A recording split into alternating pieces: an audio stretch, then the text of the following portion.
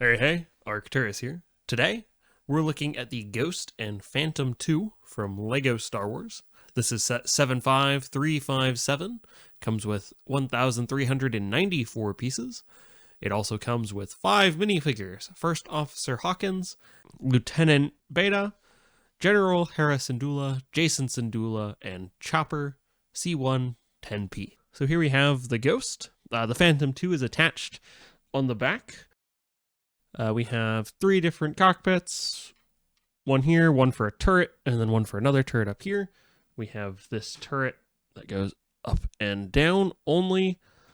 We also have this section that's removable, and a swivel turret here in front.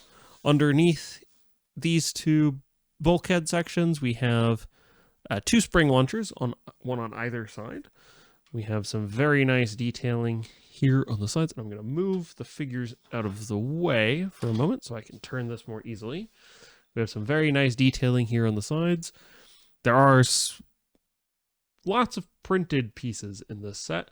There's some here, some more up there. I'm sorry. There are lots of stickers in this set. There are a few printed pieces, but a lot of stickers. Some stickers here, same on the other side as well, and then several stickers on the Ghost. Then here we have the engines. The engines do have a little more flexibility than I would like. They're not quite as stiff as you would hope for to kind of stand upright. You can kind of see they're sagging just a little bit. They've got a little bit of sag there, a little bit of wiggle room that will probably get worse over time.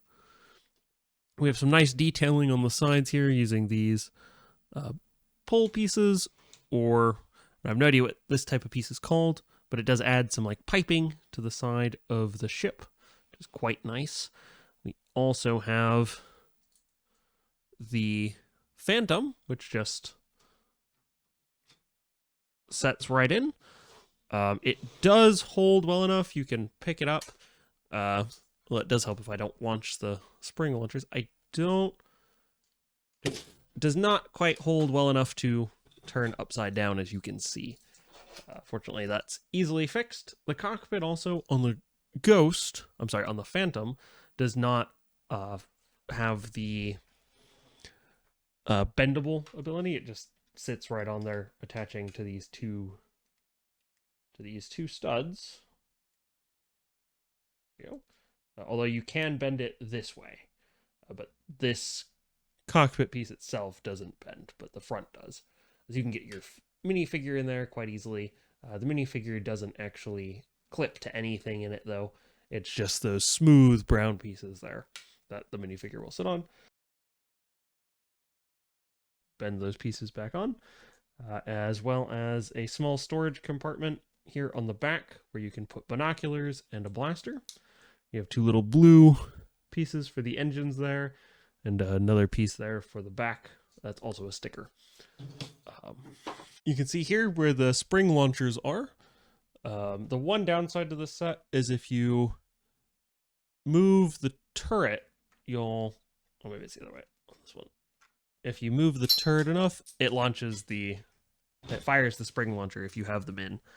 I view that as a downside. I'm not sure, other than extending this back a little further, there's a way around it because they bump on this portion. But it could also be intended as part of the play features. I'm not entirely sure on that. While we're here on the underside of the Ghost, you do have 3 pieces here that keep it off the table, so it's not sitting here, because you have this moving section that you wouldn't want directly on the table, so it gives it a little bit of space.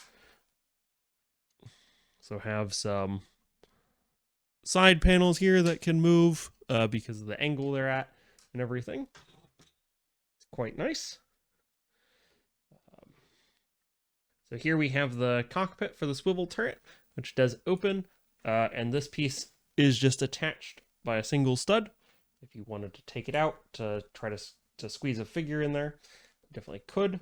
You can also detach it this way and come in and put a figure in from this side, so it's a little easier. It just attaches by the grabby clips there, and then the notched pieces here. It just slides right in. I'll close that up. So this cockpit does have a sticker, which in my case did not go down perfectly. It's got a little bit of a bubble in one section because of the angle on how it goes down. It's a little difficult to get there. But inside you have the controls for the ship with a nice red piece there. If we take off this section, which is designed to come out, you can see into the interior of the ship. There's 2 exits there on either side, so you could load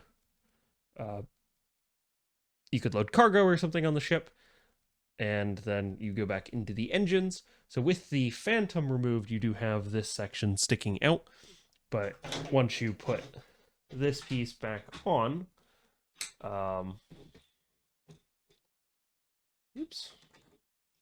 once you get that piece back on, from this angle, it's not very noticeable. And that's really the only way you could have the Phantom attach. I do think it looks better with the Phantom, of course. Just a very nice set. Next, we'll look at the minifigures. And before we do, if you like these videos, if you could like and subscribe, I would really appreciate it. So here we have Jason Syndulla with his shorter legs, as he's supposed to be a child in this, but, you know, jacket, some detailing there, and then some more detailing on the back. He does have 2 face prints, so he has smiling face there, and the smirking face here, as well as a small hairpiece. If I remembered correctly, I thought he was supposed to have Twi'lek like Leku, but I haven't seen Ahsoka. I thought that was what was in Rebels, but if I'm mistaken, please let me know in the comments down below. So I'm more familiar with Rebels, as I have not seen the Ahsoka show. So this character, Lieutenant Beta, I'm not familiar with. He looks to be I want to say Trandoshan, but that's very incorrect. The same species as Admiral Akbar, and I think the head print is actually really well done. I've been really impressed with the new headpieces, at least new to me headpieces, for some of the droids like Huyang and some of the other aliens as well. I've just been very impressed with their head prints. I think this is a really good looking whatever species this is.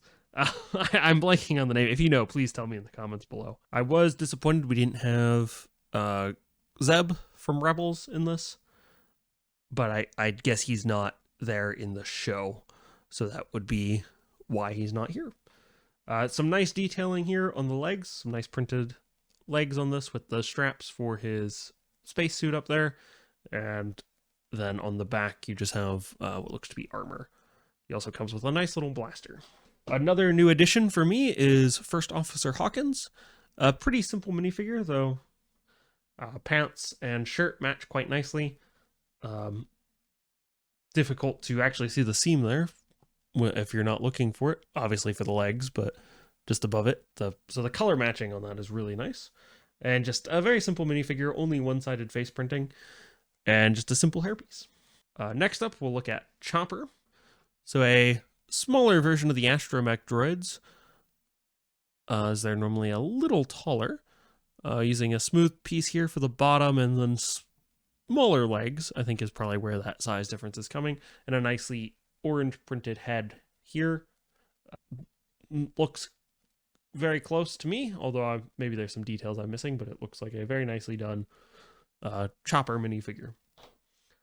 Last up, we have Hera Syndulla, the pilot of the Ghost. So orange pants and jacket with some straps there, and then some detailing, and then the printed Leku with some nice white detailing on there to show the actual patterns on the Leku, and then a small symbol there on the back.